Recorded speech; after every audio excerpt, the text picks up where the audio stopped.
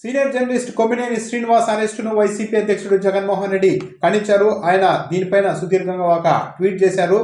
కొమ్మినేని శ్రీనివాస్ అరెస్టుతో మొదలైన ఈ సాంప్రదాయం మునుముందు ఎలాంటి ఫలితాలను ఇవ్వబోతోందో కూడా జగన్మోహన్ రెడ్డి హెచ్చరించారు. ఆంధ్రప్రదేశ్ అరాచకానికి కేర్ ఆఫ్ అడ్రస్గా మారిపోయింది. ప్రజాస్వామ్యం, చట్టం, న్యాయం కూని అయిపోతున్నాయి. ప్రజలు ప్రజాస్వామ్యవాదుల్ని, మేధావుల్ని, జర్నలిస్టుల్ని భయకంపితుల్ని చేస్తున్నారు. ఏడాది కాలంగా చంద్రబాబు నాయుడు గారు చేస్తున్న అరాచకపు అన్యాయ పాలనపై ప్రజల తరఫున వీరెవరూ గొంతెత్తకుండా ఏడాది తన దుర్మార్గపు పాలన, తన మోసాలు, తన అవినీతి, తన వైఫల్యాలపై స్వరం వినిపించకుండా చంద్రబాబు గారు తీవ్ర అధికార దుర్వినియోగానికి పాల్పడుతూ అణిచివేయడానికి యత్నిస్తున్నారు.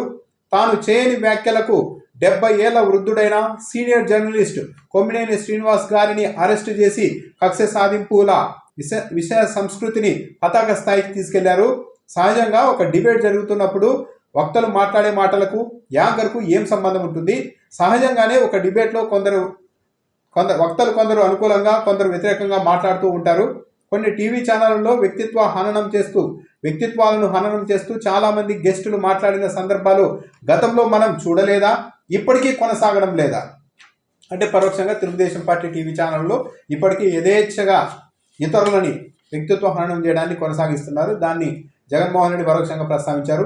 ప్రజల తరఫున మీడియా నిలబడకూడదని, చంద్రబాబు గారు చేసిన తప్పులను ప్రశ్నించకూడదని, ఒక పథకం ప్రకారమే లేని వాటిని ఆపాదిస్తూ, టాపిక్లను డైవర్ట్ చేస్తూ, వక్రీకరిస్తూ సాక్షి మీడియాపైనే దాడులు చేస్తున్నారు. కొమ్మినేని గారిపై చంద్రబాబు కక్ష కట్టడం ఇది తొలిసారి కాదు. గతంలోనే ఆయన ఉద్యోగాన్ని ఊడగొట్టాడు. ఆయన నిష్పక్షపాతంగా డిబేట్లు చేయడం తట్టుకోలేక 2014-19 మధ్య ఆ ఛానల్పై, గతంలో సాక్షి కాదు, ఆ ఛానల్పై ఆంక్షలు విధించారు. ఎన్టీవీ గతంలో ఆ సమయంలో ఎన్టీవీలో కొమ్మినేని గారు చేసేవారు. కానీ ఆయనకు డిబేట్లు ఇవ్వకుండా కొద్ది రోజుల పాటు పూర్తిగా పక్కన పెట్టడంతో ఆయన నొచ్చుకున్నారు. అదంతా చంద్రబాబు నాయుడు గారి ఒత్తిడి వల్లే ఆ ఛానల్ కొమ్మినేని అప్పట్లో పక్కన పెట్టిందని కూడా వార్తలు వచ్చాయి. కొమ్మినేని గారు కూడా ఒకసారి 2 సార్లు కొమ్మినేని కూడా ఈ విషయాన్ని ప్రస్తావించారు. ఆ తర్వాత సాక్షిలోకి వచ్చారు. ఆ విషయాన్ని జగన్మోహన్ రెడ్డి ప్రస్తావిస్తూ ఉన్నట్టున్నారు. ఇప్పుడు కూడా తమకు మద్దతుగా లేవన్న కారణంతో ఆయా ఛానళ్లను నియంత్రిస్తూ కక్ష సాధిస్తున్నారు. ఇప్పటికీ కూడా ఆ ఛానళ్ల మీద కక్ష కట్టారని కూడా చెప్తున్నారు జగన్మోహన్ రెడ్డి. కొమ్మినేని గారి అరెస్టును తీవ్రంగా ఖండిస్తున్నాను. చంద్రబాబు గారు, ప్రజలు మీకు ఇచ్చిన అధికారం 5 ఏళ్లే. అందులో ఏడాది గడిచిపోయింది. 4 ఏళ్ల తర్వాత మీరు చేసిన అన్యాయాలు, అక్రమాలు, అధికార దుర్వినియోగానికి ప్రజలకు తప్పకుండా సమాధానం చెప్పాల్సి ఉంటుందని, చేసిన తప్పులకు బాధ్యత వహించాల్సి ఉంటుందని గుర్తుపెట్టుకోండి. చెడు సాంప్రదాయాలకు నాంది పలుకుతూ ఇవాళ ఏది విత్తుతారో రేపు అదే పండుతుంది, అది 2 అవుతుందని మర్చిపోకండి. అంటే ఇప్పుడు గతంలో జగన్మోహన్ రెడ్డి అధికారంలో ఉన్నప్పుడు కూడా టీవీ ఛానల్లో సీనియర్ జర్నలిస్టులు డిబేట్లు నిర్వహించేవాళ్ళు, ఇష్టానుసారం మాట్లాడించేవాళ్ళు. వాళ్ళు కూడా మాట్లాడేవారు. ఏది ఏకవచనంతో మాట్లాడేవాళ్ళు. ముఖ్యమంత్రి అన్న గౌరవం కూడా లేకుండా చాలా మాట్లాడారు.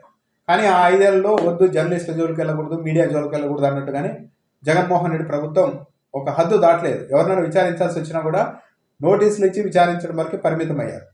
కానీ ఇప్పుడు ఏకంగా కొమ్మినేని మిగతా జర్నలిస్టుల సంగతి కంటే ఇంత సీనియర్ జర్నలిస్ట్ అన్ని పత్రికల్లో దాదాపు ఈనాడులో చేశారు, TV5లో చేశారు, ఎన్టీవీలో చేశారు. 22 దశాబ్దాలుగా డిబేట్లు నిర్వహిస్తున్నారు. ఆయన్ని అరెస్టు చేయడం ద్వారా ఇక రేపు రొద్దున ప్రభుత్వాలు వస్తే ఏ జర్నలిస్ట్ అయినా, ఎవరినైనా, ఏ డిబేట్లు నిర్వహించే వ్యక్తినైనా ఎప్పుడైనా అరెస్టు చేసేందుకు చంద్రబాబు నాయుడు గారు ఒక అవకాశం ఇచ్చారు. డిబేట్లు నిర్వహిస్తున్నప్పుడు డిబేట్కి వచ్చిన వాళ్ళు మాట్లాడతారు. ఒకసారి ఫ్లోలో ఏదైనా మాట్లాడేయచ్చు, దాన్ని సమర్థించగానే మాట్లాడేస్తారు. అది మాట్లాడిన వ్యక్తికి కాకుండా ఆ డిబేట్ నిర్వహించే వ్యక్తులకు ఆపాదిస్తూ జర్నలిస్టులను అరెస్టు చేసే సాంప్రదాయాన్ని మొదలుపెట్టేశారు. సో ఇది మునుముందు అయితే చాలా విష ప్రభావం అయితే తప్పకుండా చూపుతుంది. దాంట్లో అనుమానం ఏం లేదు.